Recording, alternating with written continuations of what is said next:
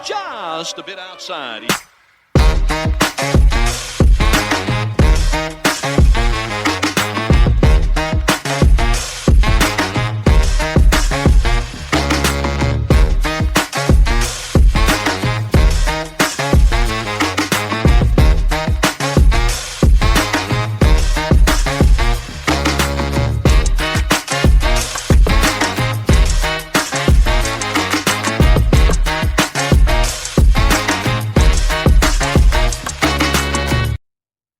And welcome to another episode of Just a Bit Outside. I'm your host, Steve Ely. Along with me, as always, my co-host, Wes Cook. Welcome back. Yes, sir. Yes, sir. You ready for the game tonight? Yes, absolutely. Hopefully, we end this little win streak that Penguins are on and go ahead and eliminate them, move forward. I'd be fine with that. Really playing this one in a Philadelphia fashion way, though. Trying to give it up. Yeah, it seems that way. Just got to come out, feed off the energy the crowd's going to bring, and really just bring it. Honestly, we have been clicking here at the end of the year. Just barely made it into the playoffs, but the opportunities are here, and play with that grit that they did in the first three games. Just come out there and just show them that you're bigger, stronger, tougher, and just start getting in their heads again. I think they kind of laxed off of that a little bit. Yeah. In the last two games, it wasn't nearly as dirty as it should have been, and I think they can get back to those ways tonight, especially with the home crowd there. Really feed off that energy and go ahead and close it out. So fingers crossed. That's what we're going for. I hear you. Well, good luck tonight, sir. Yes, sir. Good luck. Good luck. Oh, man. I sat last weekend and watched some of the most boring NFL draft stuff I've seen in a long time. Yeah, it was. Like, there was stuff that surprised me later on in the draft. There's things that I liked, things I didn't like. Like I told you, I made notes for this stuff, and I straight up left them at home. Whoops. Whoops. Not good. Not good. But there were certain things that, that I can remember that were for sure. I thought Cleveland taking a quarterback was kind of weird. Like how many guys, The QB room's kind of full. Yeah. Yeah. Well, it's full for as long as you have Deshaun Watson still in there. Contract wise, too. Yeah. How much do you want to give to that position? It just seems like there's just too much right there in that quarterback room. Too many dollars that they're being utilized. There. I just don't get it. Yeah. I liked Arizona grabbing Carson Beck. No, that's I think that's really good. Kind of get a restart there. Yeah, I mean, I'm not we talk about it all the time. I'm not a huge fan of you don't have to throw a rookie in there immediately. No, he doesn't have to play immediately. That's something that they're still struggling at the end of the year. Throw him in, see what he's done, see what you got. Which, they don't have a whole lot, but It's interesting. I mean, Beck's done nothing but win. No, I mean, everywhere he goes, you get him kind of cheap as a third rounder. Yeah, it's not really. It's kind of high risk or low risk, high reward kind of deal. Mm-hmm. He could develop into something. But, you're not going to really judge a GM for taking a guy like that at that particular point of the draft. Yeah, absolutely. I mean, I liked that move a lot. Well, especially when it's kind of a point of need, right? Like when you want to establish somebody there now that Kyler's gone. Yeah. Makes sense. I mean, I'm sure they're banking on next year a little harder. Sure. Yeah. But if Beck ends up being your backup quarterback for whoever the guy is that you do choose next year, that's not necessarily a bad thing either. Maybe Beck plays and you see something you like. And then you're at a position or in a position to where you can decide to bolster that roster in a different way than quarterback, depending on how everything falls. Depending how everything falls. Yeah, you're right. I will say, like about the draft, it seemed like a lot of scouts and GMs got kind of cute with it this year. You really kind of go through the list of the big boards and things like that. Some of these guys are picked a lot higher than they should have been. A lot of guys fell to places that you didn't think they would, and it's kind of confusing. I don't know if that just means, the people at CBS or ESPN or whoever put together these big boards aren't on the same page, or they're seeing something different than some of these scouts and GMs are. Yeah. But a lot of guys got taken, I think, a lot earlier than necessarily needed to be taken. And then there's a lot of guys that just fell. McCoy, for instance, from Tennessee.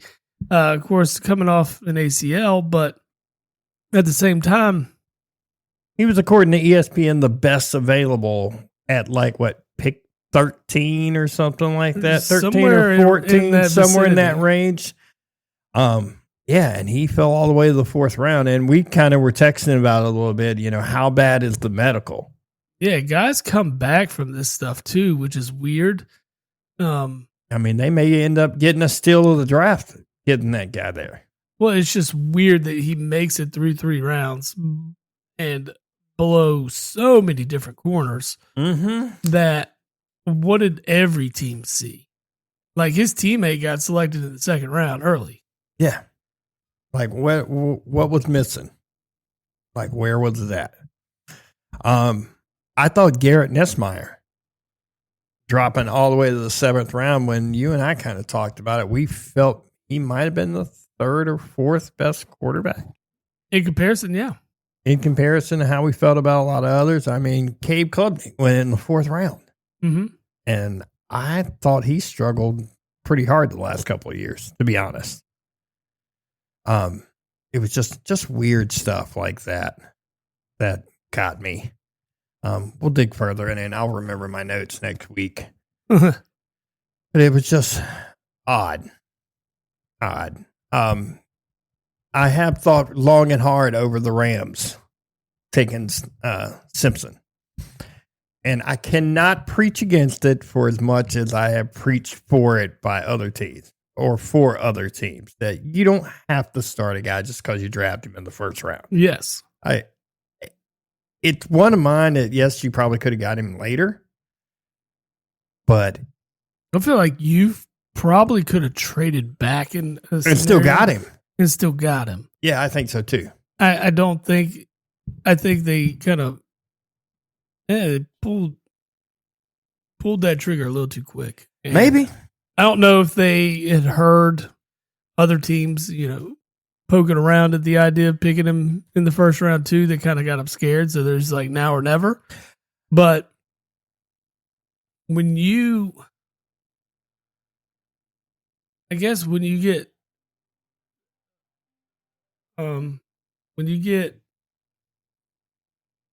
towards the end of that round, you just start looking at those teams. You're like, doesn't need a quarterback.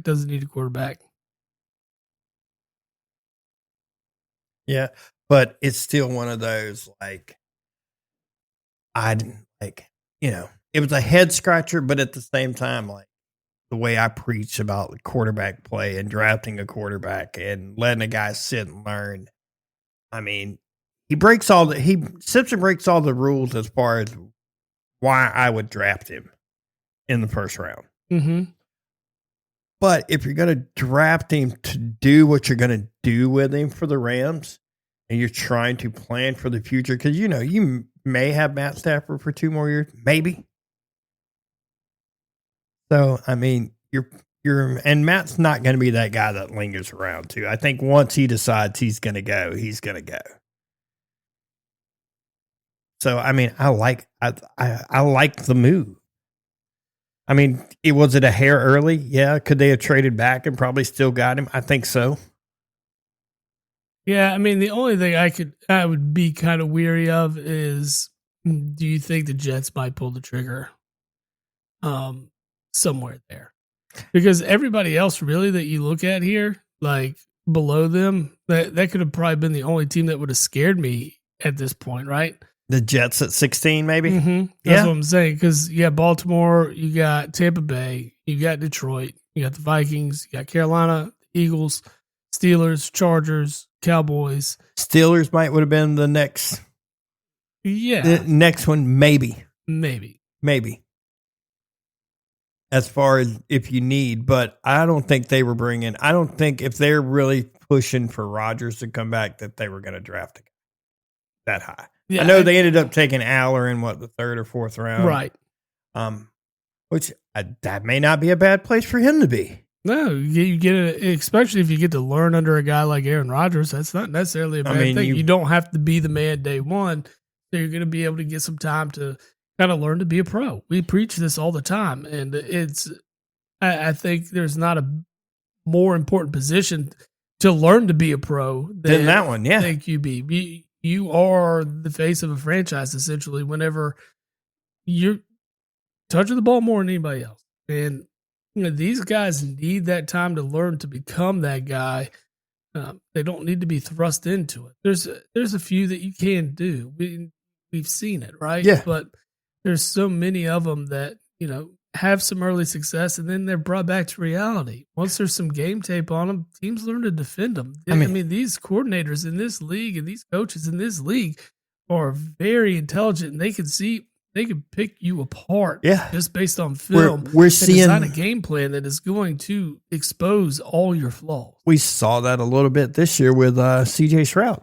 You saw it. You saw it with Stroud. You saw it even with Daniels. Mm-hmm. You see that you're going to be brought back to reality. Yeah, these coaches. These teams have so many people in place to just scrutinize a quarterback's play. Yeah, strictly that's their job on the film to know how they're going to defend them week in and week out.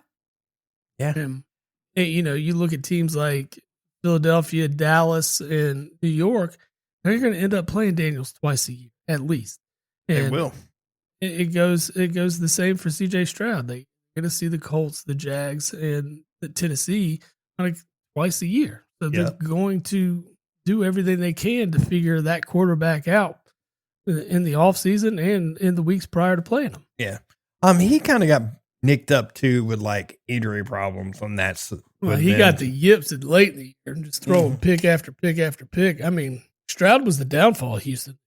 Yeah. That was a Super Bowl caliber defense. All day long. And all day long. Stroud is ultimately what led Houston to early exit in the playoffs. Yeah. He was the early exit. Yeah, absolutely. Big time. But as far as like grades and stuff, I'm sitting here going to ESPN's grades on TV and looking at Mel Kiper's grades. He only gave out a few A's. Cleveland, one of them, other than the taking the quarterback, and I didn't understand that pick at all. But other than that, I liked everything Cleveland did. I think Cleveland did pretty well. I like them. I like the fact that they moved back. They traded back, picked up an extra pick or two here. Perfect. That's what they need. They need more talent. They need more people on the field to look at. Offensive tackle, wide receiver is a good move, which they did in the first two rounds. Mm-hmm. They need weapons that they do not have. When Jerry Jeudy is your top wide receiver, but doesn't help he doesn't have anybody throwing him the ball either. So yeah, he's been kind of put in positions that aren't been ideal for him to really showcase his skills. No, not at all. I feel like he's a lot better wide receiver than what has what he's been able to show. Well, I mean, when Flacco was there, he was solid. He was putting up numbers under Flacco. But yeah, you can't. And next we had Dallas also received an A, which you and I both don't really care the fact that they get an A, but catching downs at 11. That's a pretty good pickup for them. Oh, absolutely. I mean, this is what everybody talks about in terms of the Eagles. Like, guys fall onto them. We've been fortunate.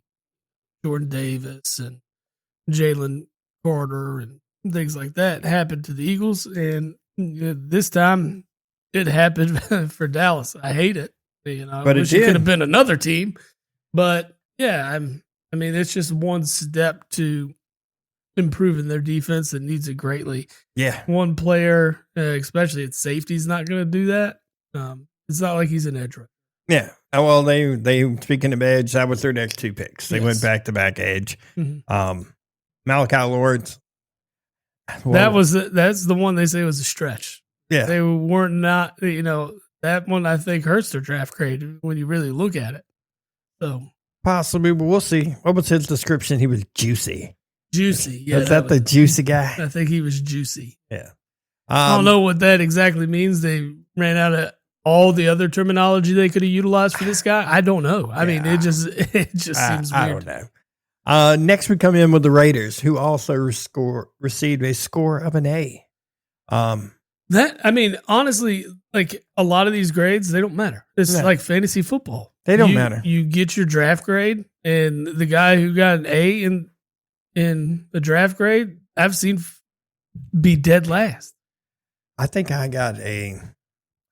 had the second lowest draft grade in our draft. Yeah, I had a low one. I think mine was a C minus. And I was like, how do I get a C minus? And me and you both finished we first were and second. Yeah.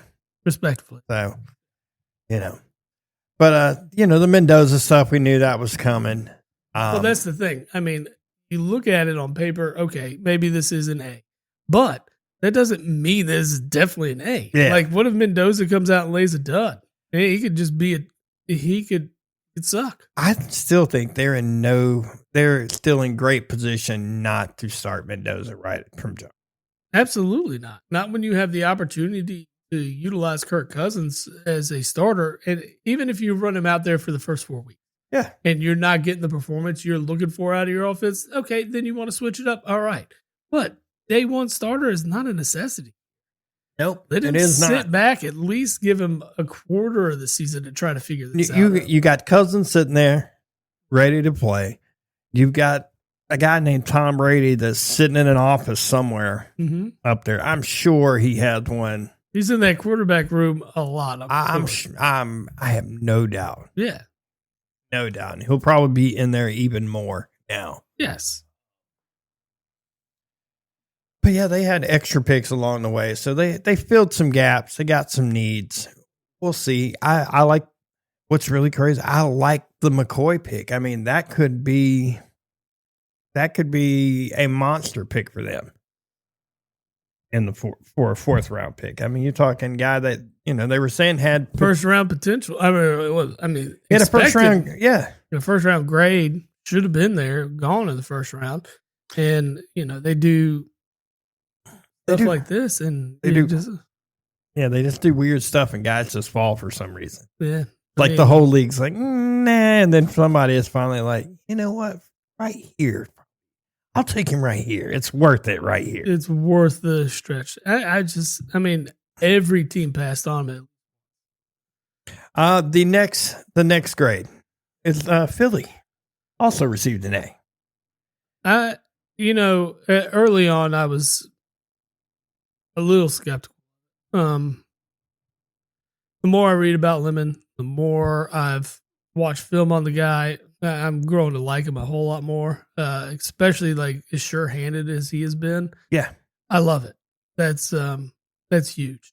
But, there's still the whole A.J. Brown thing, and it's just coming to terms with it. Really, it sucks that A.J.'s probably, and all likely off. Yeah. And if he's not, then why is our wide receiver room so full? If he's not going anywhere, it's super full.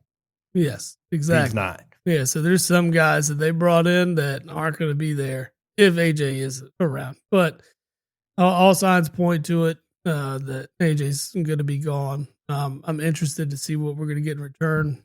Adam Schefter seems to think it's a 2028 draft pick, and I'm not a fan.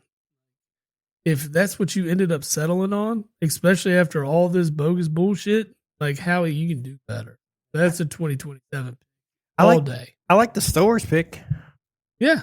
I like that a lot in the second round. He's he's kind of a do-all tight end, which kind of feeds right into what you guys like. And I love that. I love that pick, honestly. With the uncertainty of Dallas Goedert and where he'll be, he's on a 1-year deal.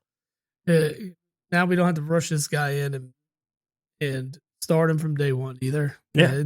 As long as Dallas is healthy, you don't have to worry about that. Yep. I'm worried about the age of the O-line, the performance of the O-line last year. That, Lane Johnson's, this is likely his last year. If not, he's got, 2 left. And he's been there for 14. Let's be real. Like that's much appreciated. Future Hall of Fame.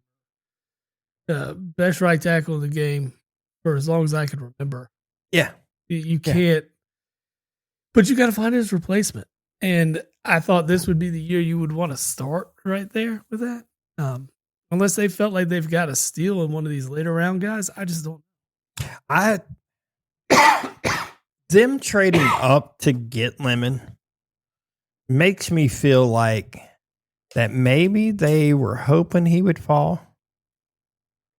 Which they ended up, what'd they go up, like 4 picks? They just weren't sure if he was going to make it all the way to. Well, I mean, he wasn't. No, he wasn't. Like the stories that have been out there, if you've seen it, Lemon was on the phone with the Steelers. Yeah. Which is against the rules, by the way. They should not have, when they're not on the clock, they cannot contact them.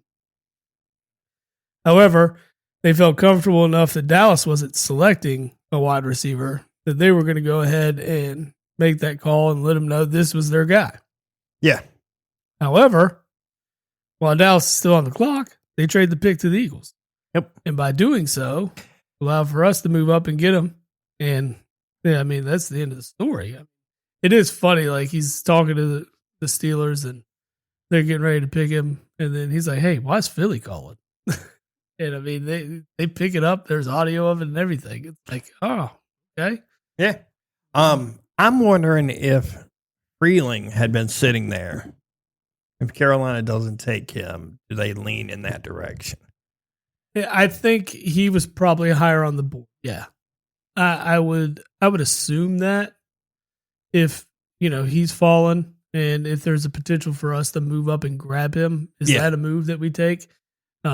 Because if looking at what Dallas did and wanted to do anyway, I feel like that would have probably been an opportunity for us to get him if Carolina didn't take him. But again, this is where we're at, and we can speculate about the Eagles draft all we want. I mean, I can talk to it at great lengths, but I'm sure that's not what we do here. We don't focus on one team. We want to focus on. Yeah, we'll focus on some other. My team ended up with a C grade, way down the list. But you end up with a grade like that when you don't have a first round pick. Yeah, you don't have a first round pick, and you have Micah Parsons, who should be ready roughly towards the beginning of the year, right at the beginning. Yeah, I think he's going to be ready to go. Yeah, I mean, science of ACL surgery now it allows for these guys to turn it around. Yeah. He's dude, and especially supposedly he's like a workout monster and stuff too. So he's rehabbing. Yeah. Rehabbing like it's nobody's business. Of course. Other A's ended up Jets with an A, shockingly. They had a number of picks. So they were able to kind of like start, going all over the place with a lot of the stuff they're doing. Well, they had 4 picks in the top 50. Yeah. Which, I mean, I like their picks. I like it a lot. I would have rather had Nesmeyer over Klubnik all day long. So that was kind of a weird pick for me. I agree with you. What did they see that, I mean, do I really trust the Jets to do any scouting on any player? No. I'm with you. At least offensively. I'm with you. No, I mean, they're okay in some spots when they pick them high, but it's those late ones that worry me. Those late ones, I'm like, no. Nope. Because whoever that guy is, whoever is going to be the backup, is going to see time this year. I would imagine they will. Because you're going to get to a point where you're going to have to make a change as a coach offensively because it's not working. And we know it's not going to work with Geno. Nope. Didn't work in Vegas. Geno, I think, is done. I think he is washed at this point.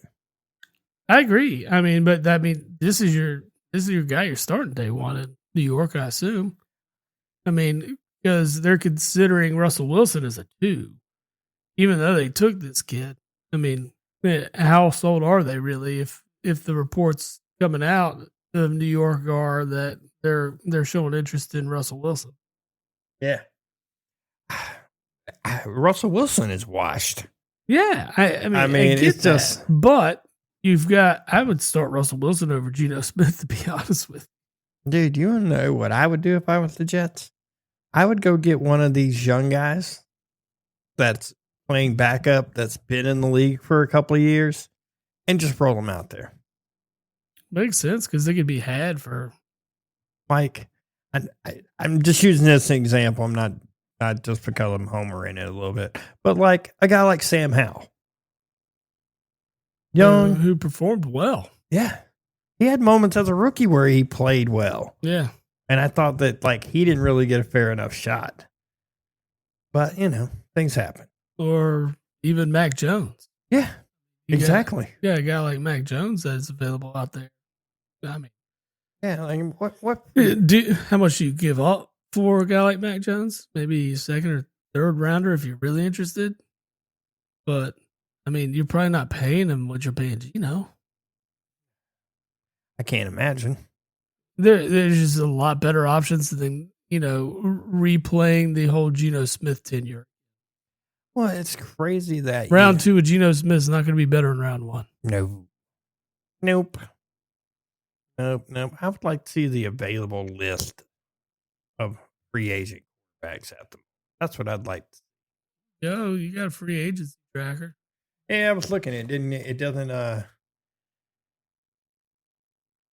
let's see who's out there. You got Taylor Heineke. Oh, yeah. Heineke, however you say his last name. You got Cooper Rush, who played well, thumb under Dallas. Yeah. Thumb. Dobbs, Driscoll, Ben DiNucci, Brett Rippon, Easton Stick, guys like that. Experienced backups. And then, what do you think about Diego Pavia signing a 3-year deal with Baltimore as an undrafted free agent? A 3-year deal, though? Yeah, it's got to be very minute money. Well, yeah. I mean, undrafted free agents ain't making jack. Generally not, no. But yeah, the whole you could have had Mitch Trubisky. Yeah, that opportunity. I mean, he is now the backup in Tennessee. I mean, there's guys they could have had.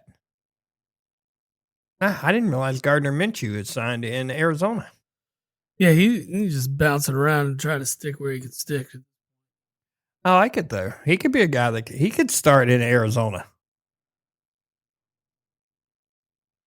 I mean, you'd see a little bit of magic, a little bit, not a lot, but a little. Mm-hmm. I'm just looking at other guys like Kyle Allen was out there, Case Keenum was out there.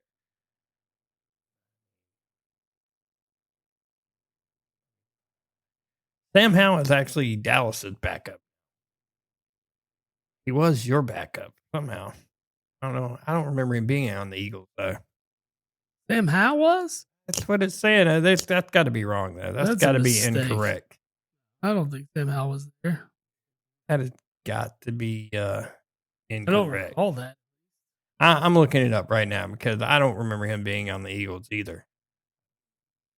He would have been third stringer. Tanner McKee was. Yeah. Yeah, I do not recall that at all. Yeah, I don't recall it. And that's the thing that's driving me crazy. That's what it's saying, that he was an Eagle. Let's see his stats.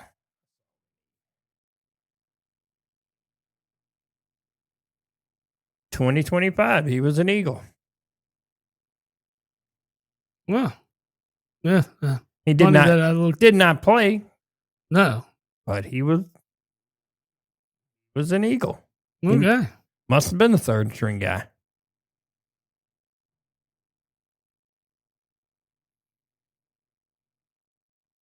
Well, yeah, it happens. It happens. I just didn't realize he was there. it never got to a point where he was ever going to see the field anyway. So No, but it's just stuff like that. I'm just talking, guys that are where they are. I mean, just weird. I mean, you could have had Zach Wilson. Could have had Jake Browning, who has saw plenty of time. Seen plenty of time. I mean, you saw how bad he played, and he had actual good wide receivers.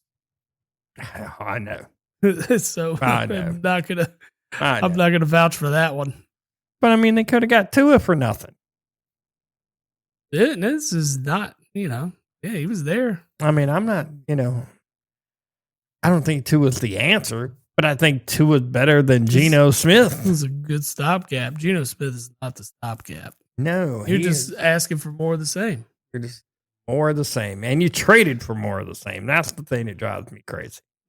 Well, traded for more of the same. We'll keep seeing, more and more of this. The summer camp starts to roll around. Yeah, to see how players are performing in camp and how people feel about. Yeah, but yeah, we'll dive as this keeps moving, keeps rolling through. There's still going to be some summer action coming. There'll be some trades. There'll be some cuts still made that save cash after June 1st and stuff like that too. So we'll see. We're going to see more people moving. It ain't done yet. Oh yeah. Man, do you want to talk about another sport, or you want to just skip that sport altogether? What, basketball? Nah. Baseball. Oh, baseball. We're just going to skip that one for the day. I mean, we can't. You can't leave it like where it's at, right? Yeah, we got to talk about Boston firing Cora. Well, you guys firing Thompson. Yeah, Thompson? I mean, Thompson. Rob Thompson. I like the fact that your bench coach, who was promoted, is Don Mattingly, though. So I mean, I'm okay with. I think when Mattingly came in, this was kind of what the plan was. Wasn't he the manager in Toronto last year? I think he was on the bench in Toronto. I don't know if he was but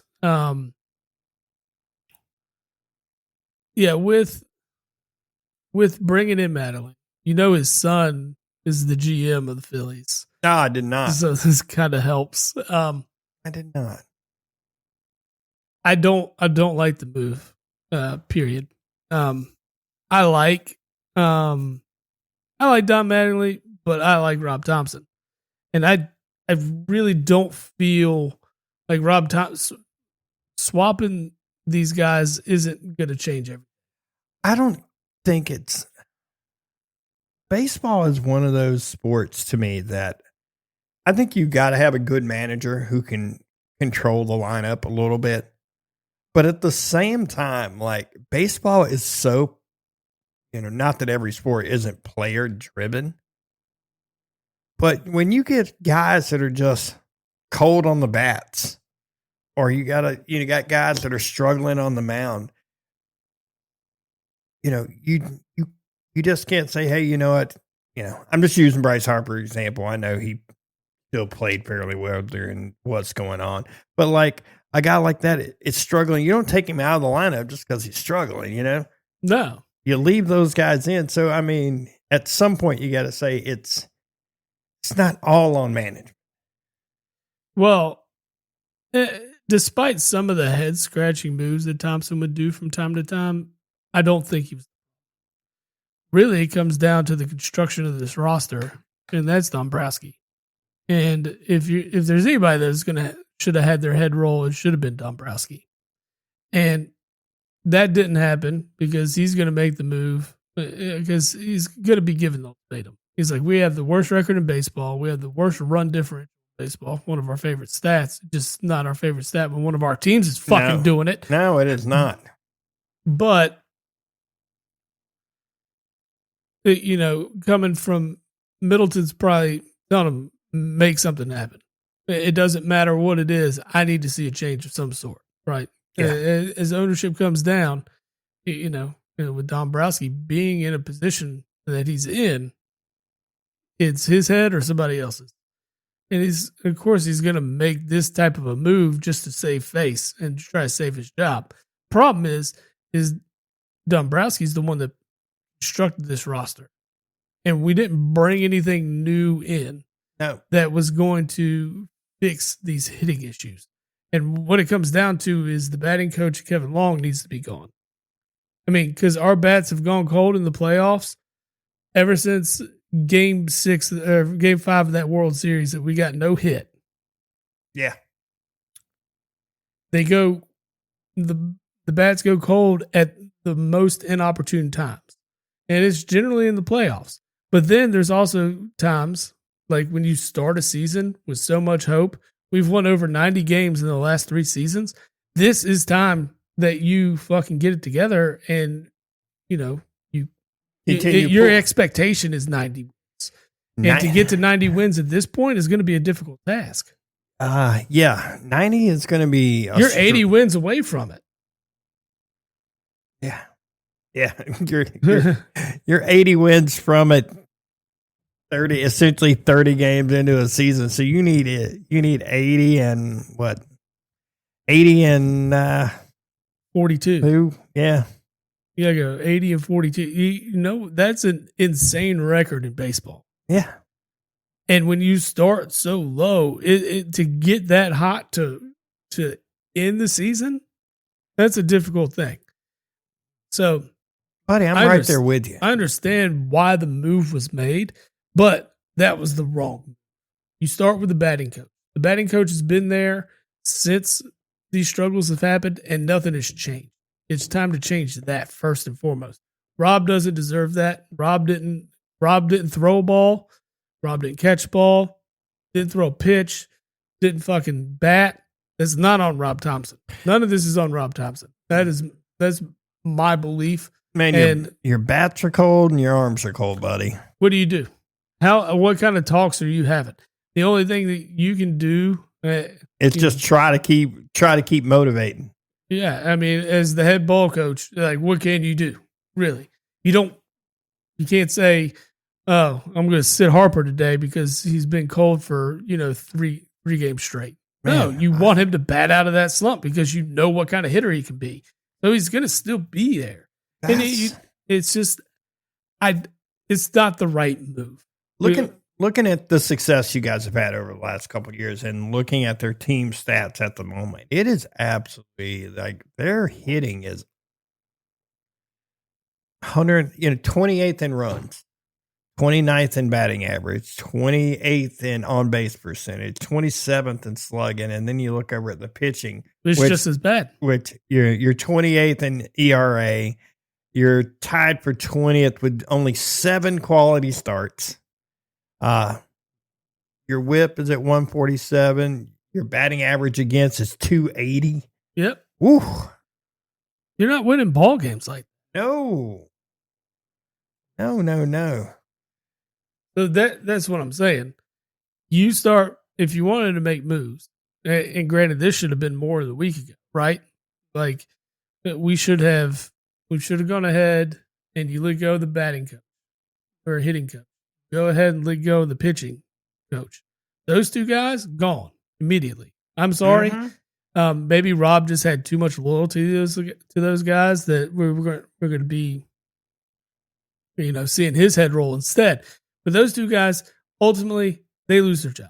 If I'm Rob Thompson, I make that call. I'm saying we're bringing someone else. Because if anything, you can slide Mattingly over into that. Yeah, well, I can't say much. I'm looking at the Mets seasons that hitting, we are struggling just as hard as you are. Mm-hmm. We're 29th in runs. Our Batting average is 28th, batting 225. On base is 289. That's good for 30th. Slugging percentage is 338. That's good for 30th also. Where our difference is, we just have our pitching is a little more consistent, I would say. We're only giving up 3.87 runs a game. Our ERA is a little bit lower. We've only got one more quality start than you guys do. Mm-hmm. But the against batting average is 50 points lower. But yeah, I mean, it's just hard to talk baseball at all.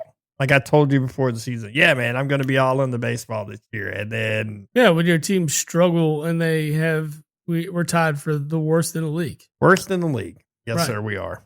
I mean, that's more so than who we love to make fun of, which are the White Sox and the Rockies. Yeah. We have fewer wins combined than our division leading Braves do. Exactly. And it's unacceptable for these two payroll, right? No. That's the whole thing we haven't even mentioned is you got a top 5 payroll, but you got two teams that are struggling like this. Yeah. Absolutely absurd. It is uncalled for, and it should come back to the president of player operations. And in my case, that's Dombrowski, and that's the head that should roll.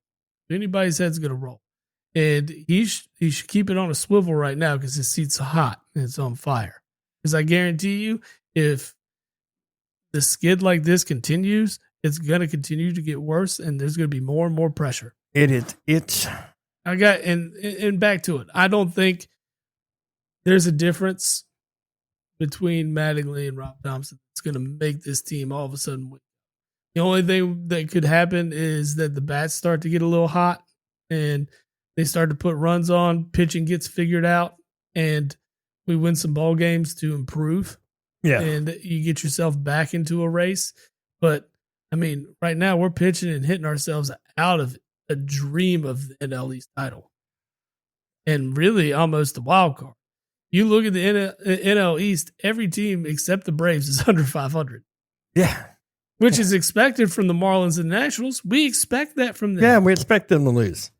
But right now, the top 3 teams in the East should be the Braves, the Phillies, and the Mets. Yeah. They should all be up there, and this is where we're at.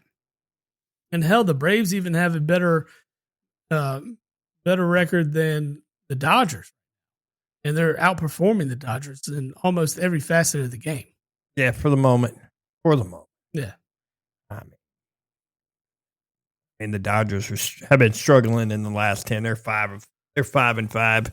Good. I hope it continues. I would kill for 5-5 right now. And then the last 10. 2-8's rough. 3-7's rough. Dude. Yeah. We are currently on 1-game win streak, so hey, I like it.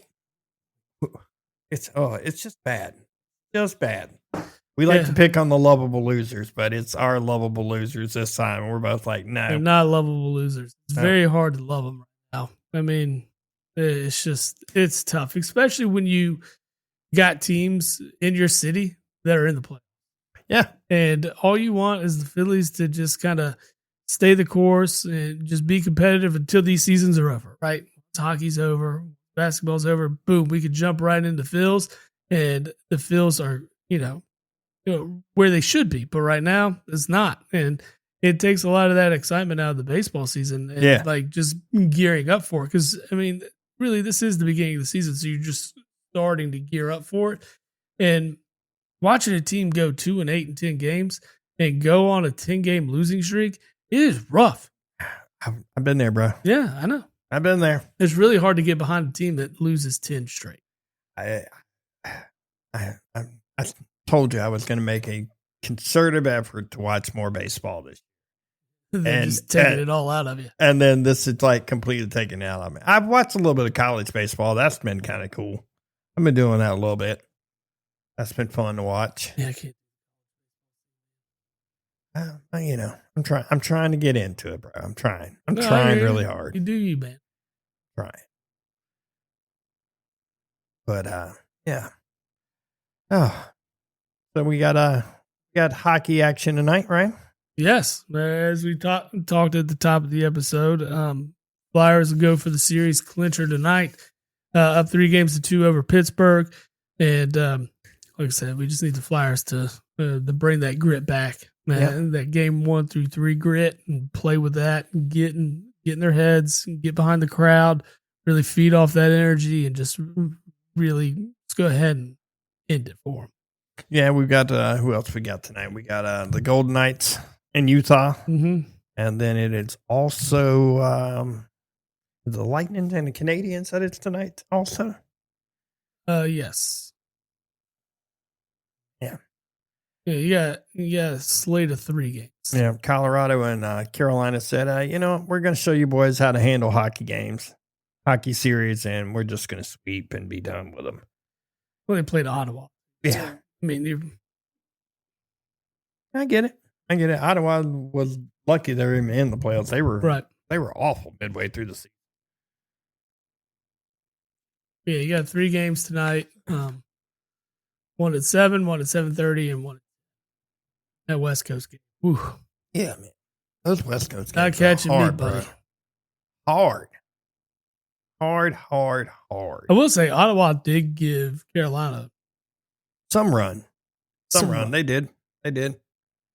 Those games weren't easy for Carolina. No, they were not. I've been trying to watch a little bit of that stuff too.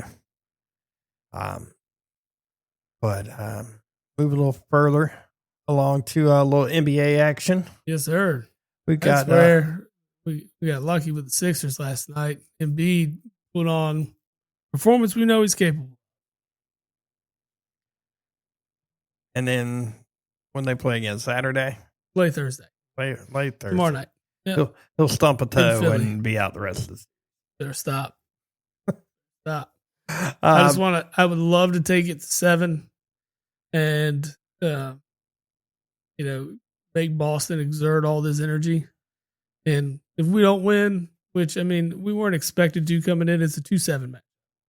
And, yeah, I mean, if we could come back from 3 games and take this series, oh, man, it'd be.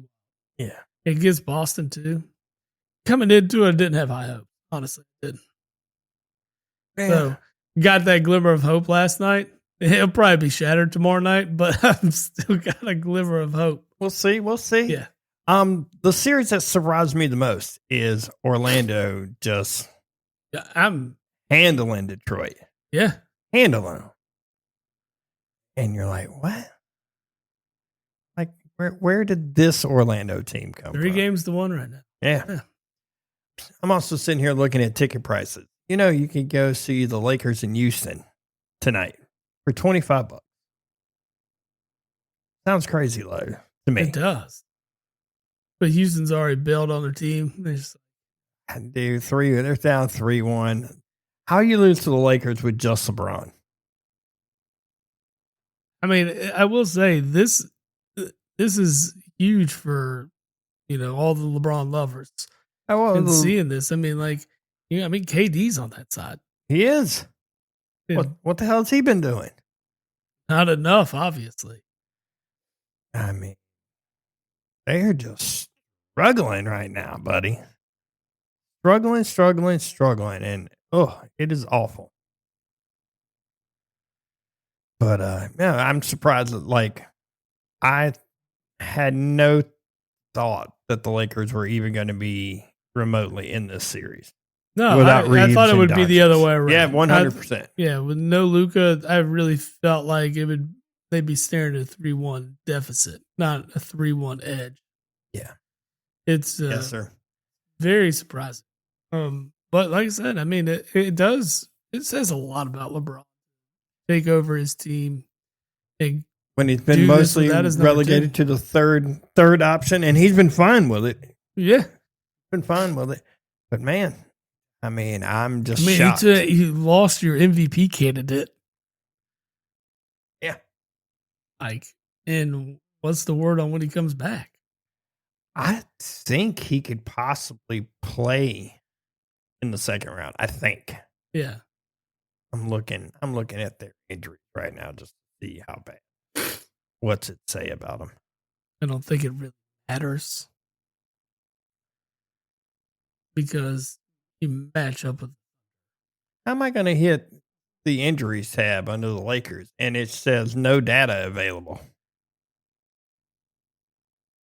I don't know. That doesn't sound right. No. So, what do you think? Minnesota's up 3-2 on the Nuggets, but Anthony Edwards. And well, they won the last game without Ant. I know. You get that minor bump, that little surge without him, but like for longevity purposes, knowing that you got a team that's still mostly made up of national or world champions, yeah. You've got at least those key pieces that were part of it. I don't know if Minnesota can continue that. Well, I like Denver a lot. I think I think as long as Jokic is there, they're always going to be a contender. I mean, it doesn't surprise me when you see him on the list of MVP candidates every year. Doesn't surprise me. And honestly, a 7-footer averaging a triple-double, like almost. No, I get it. I mean, it's impressive. It's impressive as hell. Almost uncalled for. Yes, because it's like, it just drives me crazy that he plays that well and he doesn't really care. I mean, he cares, don't get me wrong. He's competitive, which is nice, but I know where you're coming from. Like, he'd much rather be with his horses. Yeah, yes. He does not care about that. He's just like, yeah, let me be with my horses. I'd much rather do this. Yeah. And then you're just like, oh, that's crazy. Yeah. But no, I think Denver comes back and wins this thing.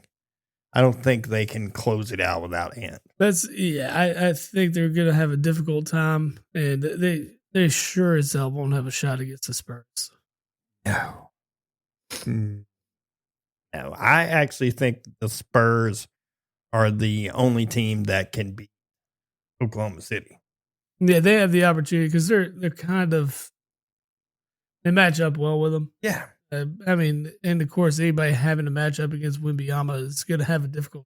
Well, I like the fact that him and Chet have like that hate towards one another. Oh yeah, no, bring it. Like, I love it. Yeah, I'm down. Yeah, I need more of that in the NBA. Agreed. Because it's been lacking for years. I need these stars to not like one another. Yes, that's what I love about playoff hockey. To be honest, like you see the hatred between Philadelphia and Pittsburgh on the floor. Yeah. I mean, every stoppage and play, they're fucking grabbing onto each other and trying to fight. Yeah, and I mean, not that you'll get that in basketball because it's just not as common, obviously. But I still want I want to see a little pushing and shoving, almost like bringing like Draymond Green down a couple notches and putting it in each player, like maybe divvy up Draymond Green amongst the league. Yeah. Love you too. Need a little bit of that across the board everywhere. I like it, we've talked about it a bunch. Like, I'm not a big fan of these superstars hanging out all the time. Like, I don't like the whole super team aspect. No. I do think it's crazy that Doc Rivers cost Orlando their shot at a super team. Mm-hmm. You heard that story about, what was it, 2000, 99, 2000, somewhere in that range? Tim Duncan was set to leave the Spurs. Really? He was going to join Orlando with Tracy McGrady. This has been a while. With Tracy McGrady and Grant Hill, which would have been pretty nuts. At the time, yeah. Yeah. Tim Duncan asked if his family could fly on the team plane with him. Doc Rivers said no. Tim Duncan said, okay, re-sign with the Spurs, and the rest is history. Well, yeah. Wow. Fucking Doc Rivers just fucks it up for everybody. Like, what would be the reason that you would say no, especially to the best power forward of all time? Well, at that time, he's not the best power forward of all time. He's one of the he's one of the best players. He was still great then. He was great then. I know. He instantly made San Antonio good again. Oh, yeah. Well, because you brought Dave Robinson back. And you paired him up with him, and you were like, man, this duo is. And then you got players like Sean Elliott and guys like that, like they're role players, knew their role and knew how to play. Hey, I don't know. I just don't get Doc Rivers. It's like, Well, I mean, it's almost everything he touches, it turns to shit. Like he got fortunate with that Boston team. yeah. And he only got one with that Boston team. That Boston team was the first big three, right? This is the first time these teams have put together 3 all-star talents, right? And high-level all-stars, for that matter, in their primes. Yeah. And you won once with them? Like, I just feel like any other coach in history would have done so much better with that trio. And you brought it, and they had a young point guard in Rajon Rondo at that time that blossomed into an all-star himself. Granted, with the help of those 3 guys, because I mean, when Rondo doesn't have to score, and when Rondo can just pass the ball, which he loves, and I mean, there's nobody that can get to the lane better than him at that time. I mean, just they muffed that whole. Well, they battled. He did. Doc Rivers. Yeah. I mean, they battled with Kobe a couple of years. Mm-hmm. But Kobe he's an animal, dude. Or was an animal. As far as his just tenacity and his want to be the best. Yeah. Between him and Jordan, I don't know who had more of a dog in him. Dude. I want to say Jordan does, just because Kobe there for a minute, I don't know what happened. Like, not that Jordan's not likable, but there was a change in Kobe at some point where he became more likable, but you knew exactly what he expected when you were on the court. Well, it's the same thing with Michael Jordan. Jordan was, I mean, he would get on everybody in practice for not giving the effort that he was given. Kobe kind of was the same way. If you're not putting in the same amount of effort that I am, then fuck you. I mean, he did it to Shaq. Yeah. And even Shaq came out and said, if, things were different and it had to change, we probably could have won a couple more easy. Oh, absolutely. Easy. Well, Shaq won 1 with the Heat and D Wade. Yep. So, I mean, he still got 4. Yeah. Because then he won 3. He won 3 with Kobe, correct? Yep. And then Kobe won 2 more later. Mm-hmm. But yeah, it's just like, man, they could have won. They could have kept it together because Shaq was still Shaq for another few years. But Shaq was just such a dominant big man in the league and was the guy for so long. It's really kind of hard to hand off, the face of a franchise, especially when the guy's younger. Yeah, and just more. I mean, he does more on the floor than you ever could. And it's nothing against Shaq. Shaq's just too big to do all the things Kobe could do. You have to find your place. And the game's kind of transforming at that time a little bit too. And, having those abilities that Kobe did, you can't take the ball out of that guy's hands. No. And I can see why you would butt heads. They're 2 big egos on the same team that both think that they're the reason they're winning. Yeah. And you could argue it either way. That's one of those, I don't know how Phil just isn't. Hey, look, I need you to just to. Yeah, y'all come sit with me. We'll smoke some of the ganja. Yeah. Or just look at Kobe and say, Kobe, you still be you. But I need you to understand that Shaq can't be you. Yeah. You know what I mean? We want him healthy on game night. I'm not going to make him run his ass off in practice. No. Yeah, we're not going to gas him. Yeah. Uh-huh. We need him. Yeah. We need him. He's going to be the last one down the floor. It's okay. Trust me, when he gets down there, you're going to want him. Yeah. I mean, you're not shooting 100%, Kobe. No, you're going to need someone to get under there and be able to get you offensive rebounds so you can get another shot up. Yep. And without Shaq, we ain't doing that. Nope. No, sir, you are not. You are not. Oh, man, I miss those days. Yeah.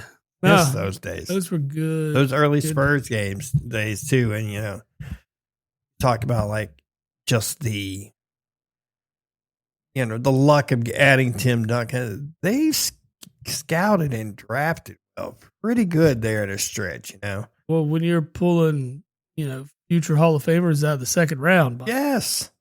Like, you're doing okay. Yeah, let's take this guy. Yeah. Let's take Tony Parker. And you're like, all right.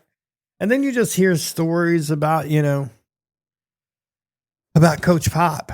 And that's just like crazy stuff. There was Popovich was just so good at getting guys to accept to buy in. buy into the team surge. concept. Yes. Yeah. There was a young kid. I don't remember who it was, but essentially the kid was from Seattle or Portland, somewhere from the Northwest, but not like in a very good side of town and stuff. And that essentially, Pop essentially said, "Hey, look, man, I need you to focus here. I need you not to go back into that, during the off season stuff." Well, something ended up happening afterwards where the player's mom got shot. And she survived, but she got shot. And Pop essentially Pop, without telling the player, called the mom, said, "Hey, I'm paying for your family to move down here. I'm covering all the moving expenses. I'm doing it all. Wow. So your son doesn't have to cover. I'm doing it because he worries about you guys. And if he's worrying about you, I can't get him to do what I need him to do." Yeah. So he paid for them to move down. Wow. Put them like. And who was this? Oh, God. It was one of, I'm Googling it now, but, can't remember who it was. It's been within like the last 10 years. Huh.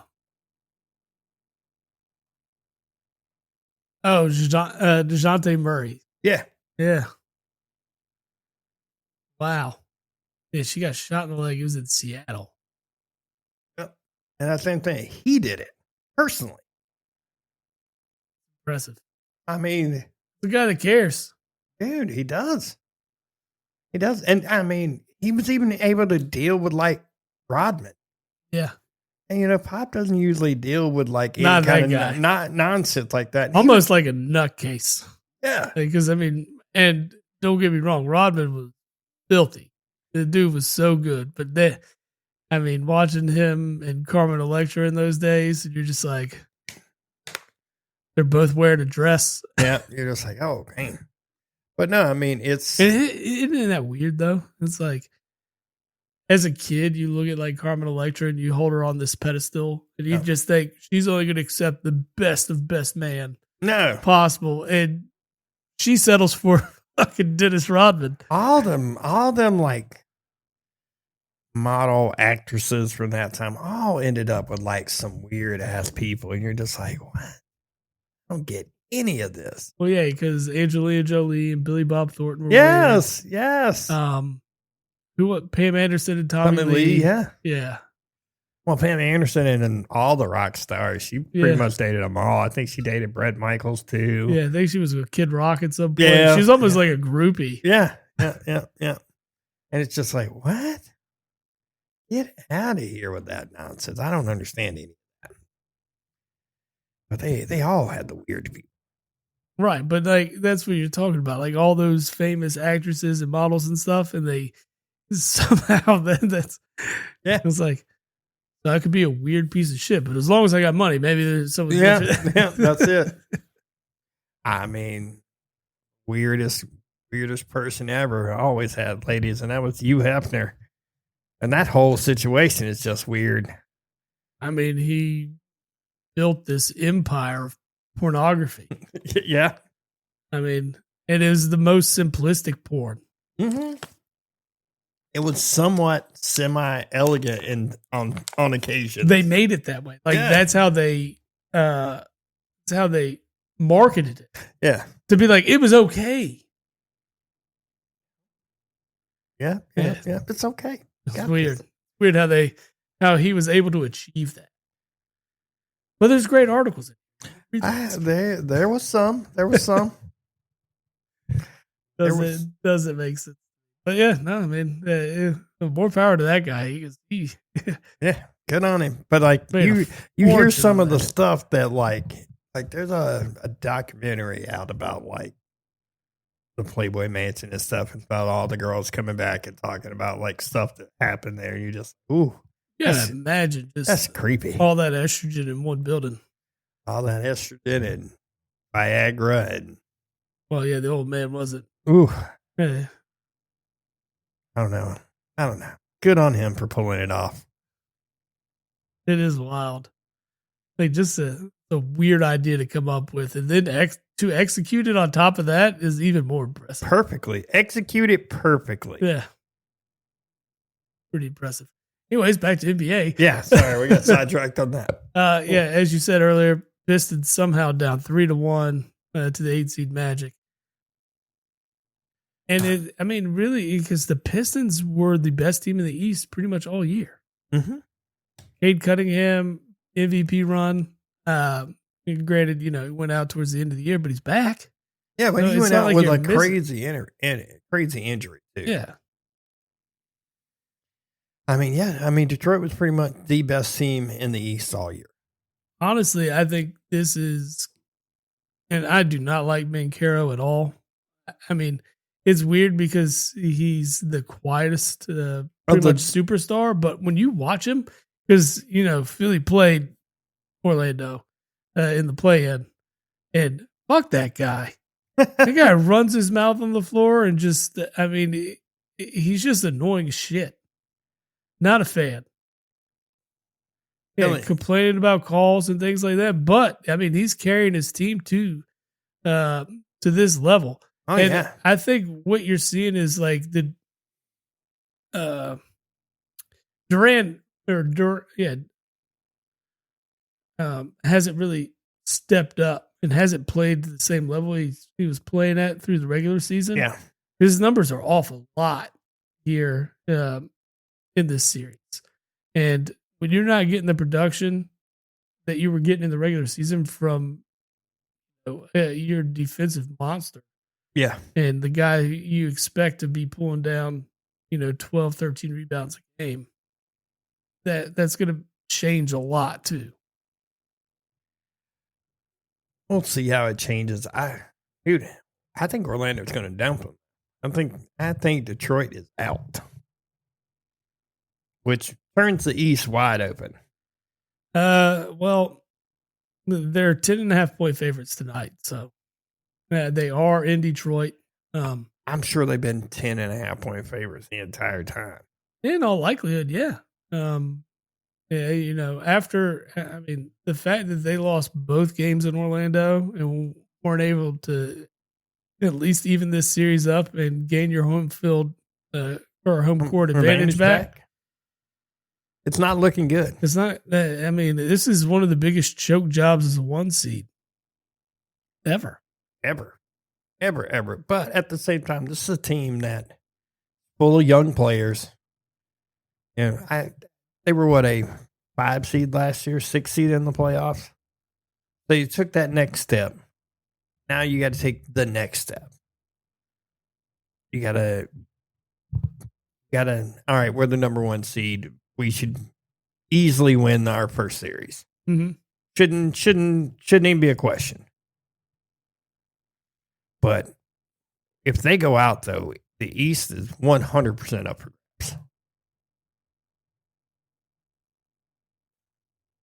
grabs. Even the Sixers could make a run. And I'm not saying that as like a shot. I'm just saying that don't get my hopes up, man. I'm just saying the potential is there. Oh, sure. No, the potential is absolutely there. You get 2 more games of Embiid playing the way he did.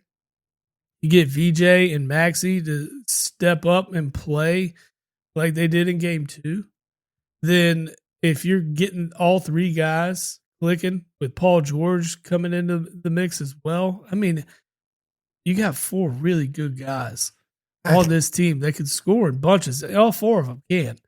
It's you watching this series. It's defensive breakdowns that are killing the Sixers. I'm still and not. Allowing so many open threes for the Celtics, who are a great 3-point shooting team.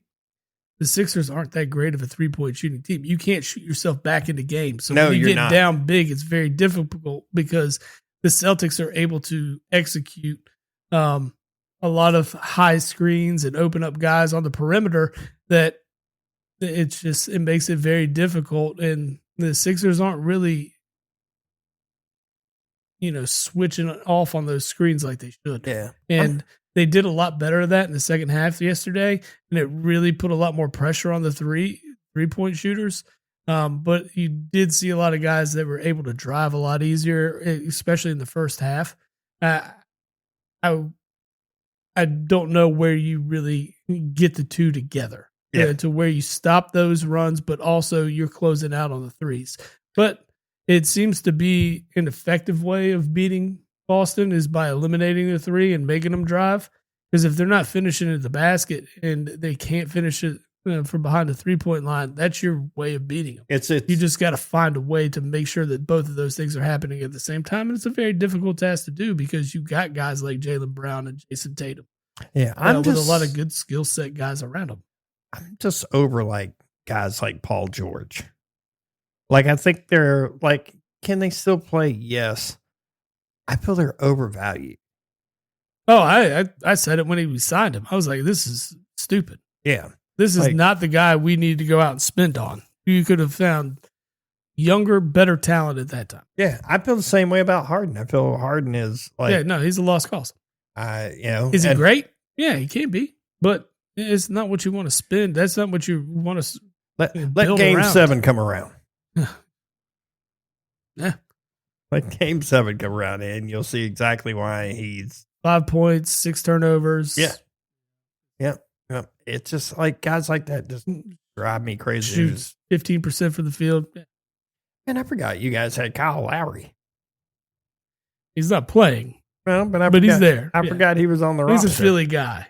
So I forgot he was on the roster. Yeah. But yeah. Knicks and Hawks. Knicks up 3-2 there. Hawks give them a lot more run than I thought they would. Dude, the Hawks are supposedly that team on the rise, on the move. Which is kind of weird when you deal away a Trae Young. Yeah.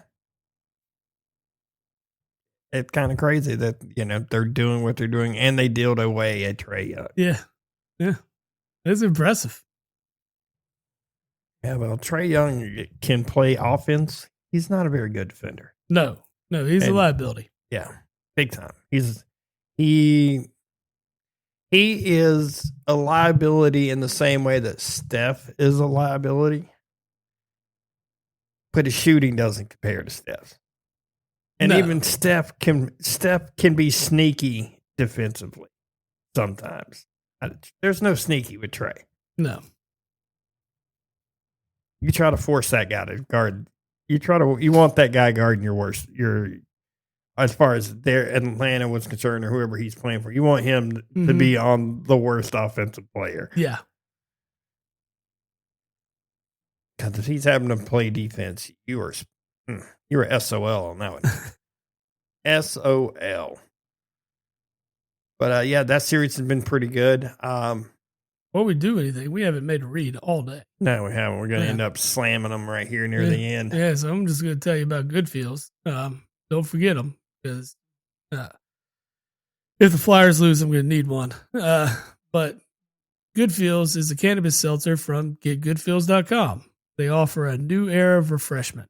Crafted with high quality, natural ingredients, these beverages provide a consistent, enjoyable, uplifting experience, perfect for any occasion. Plus, you get to save using Jabbo the Pod at checkout in that promo code box. Sure you get your promo code in there, save you some cheese, and get you some Goodfields. I like it. I like it a lot. There's no Chicago team off, so sorry about that. No, trying to read you into this one. No, you're good, buddy. We can still talk about Big Fork Brand at bigforkbrand.com. They create bacon sauces, paleo pork jerky, Chicago-style dog sauces, and crafted meat sticks like no one else. Known for their bold flavors and clean ingredients and small batch craftsmanship. Big Fork has been featured in Food and Wine, the Chicago Tribune, and QVC, and has been praised for bringing bold flavors and unmatched quality.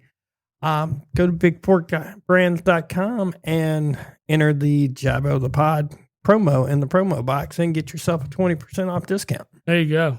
Get yourself some. Yeah, there's no Blackhawks hockey playoffs. No reading into that. We could talk about, I guess, Chicago's draft, but who cares? Yeah, I don't care. I guess Bears fans would. That would make sense. But yeah. Yes, sir. Yes, sir. But yeah. The 3.5 hour pod last week kind of wore me out. Yeah, it does. I mean, it was good. It was good. It's always great to bring Bob back on. Yeah. And we had Bob talk draft with us. Yeah. Talk about the players that are being drafted, how it's going down. It was a good episode. It was fun. It's always good to get together with Bob, for sure. I like the whole simulcast thing. That was good. It's just when I was so not ready for it. I was not ready. It was like, we're just going to do it. Had to absolutely wing that one. But it was good. I felt like that one ended up solid. As one of the better episodes we've done in a while. Usually, at least with the Bobs, usually the Bob episode gets a little juicy. Juicy. There you go. What I'll say. Juicy. Absolutely. Oh, man, the Phillies game got delayed for inclement weather, so they'll play a doubleheader tomorrow. Not what we need. We need to get it all at the same time. Like, get into a run day after day. Don't get this day off. Doesn't help. No, it doesn't. Does not, my man. Yeah. Whew. Yeah, I mean, maybe you can get some rain gear here at Old Glory. Old Glory offers over 300,000 items for music, sports, entertainment, and pop culture fans, featuring officially licensed merch from iconic bands and top sports teams. You can discover your perfect fan gear and save using the discount of Jabbo the Pod at checkout. Go ahead and enter that in your promo code box. Again, save that money, get your new gear right there at Old Glory. Yes, sir. Yes, sir. Let's just get them reads out there. No, there's nothing wrong with that. Let's get them all in there. Get them all in. Yeah, so baseball is postponed at 7:30. You can't postpone hockey because it is played indoors. And the Flyers take on Pittsburgh at 7:30. Tomorrow, the Sixers and Celtics play at 8. And Game 6 matchup that watch. But other games tonight, you've got Orlando and Detroit at 7. Orlando could wrap this thing up if they wanted to. Yep. Cleveland and Toronto, which we haven't even talked about, they're tied at 2 games apiece. They are in Game 5 tonight at 7:30. And for the late West Coast game in LA, you've got Houston at the Lakers. Lakers looking. Yeah. See here. A lot of day games in baseball today. Nothing really exciting there. Day games tomorrow, though, big time. Yeah. You know, we could go watch the Nationals and the Mets for as low as $3 tomorrow. Man, that's cheaper than all the concessions. Yeah, well, yeah, you can go for as cheap as $9 for the Phillies Giants game. No, nothing tomorrow is like really like banging ticket wise. The Phillies prices are going to be cheap right now. They suck. I mean, this is your opportunity to get in cheap before they turn around. At least I hope so. Highest price ticket tomorrow, $19. Yeah. Yeah. $19 to see St. Louis and Pittsburgh with Skeens on the mound. Ooh, I'd pay that. I'd pay $19 for that. Yeah, I mean, you're sitting in the cheap seats. But hey, it's Pittsburgh. You can always move up. Yeah, that's true. Let's see. I don't know. Probably not tomorrow. Tomorrow they probably sold a lot too. Well, the Marlins beat the Dodgers today. Ooh. Baltimore and Houston got postponed. I guess that weather in Baltimore is also the same weather that's affected Philly. Yeah, if I had to guess. Yeah, that means your Mets might get washed out because they're playing in New York, and that ain't too far down the road either. Depending on how fast that and the direction. Yeah, depending on it. Yeah, we'll see. We'll see how it goes. All right, well, we'll close this one out with our favorite home brewery shop, and that is Harpoon. You can discover the Harpoon Shop, your ultimate destination for the finest apparel, glassware, and souvenirs from Harpoon Brewery, directly from the source. Elevate your style with their exclusive collection of branded clothing, perfect for showcasing your love for craft beer. Enjoy their favorite brew or your favorite brews in their premium glassware designed to enhance every sip. Commemorate your brewery experience with unique souvenirs that capture the spirit of Harpoon. Their products are crafted with the same passion and quality as their beers, ensuring you receive nothing but the best. Shop Harpoon Shop today and bring a piece of the brewery home with you. Cheers to great taste and unforgettable memories. And you can also save using Dab of the Pod at checkout for all that cool gear that the Harpoon Shop's going to offer you. Mm. Yes. Beer 30 now. Beer is always good. Well, sir, until next week. Until next week, man, we've wrapped this one up. See you guys. Yes, sir. Post-game show is brought to you by Christ, I can't find it. The hell with it.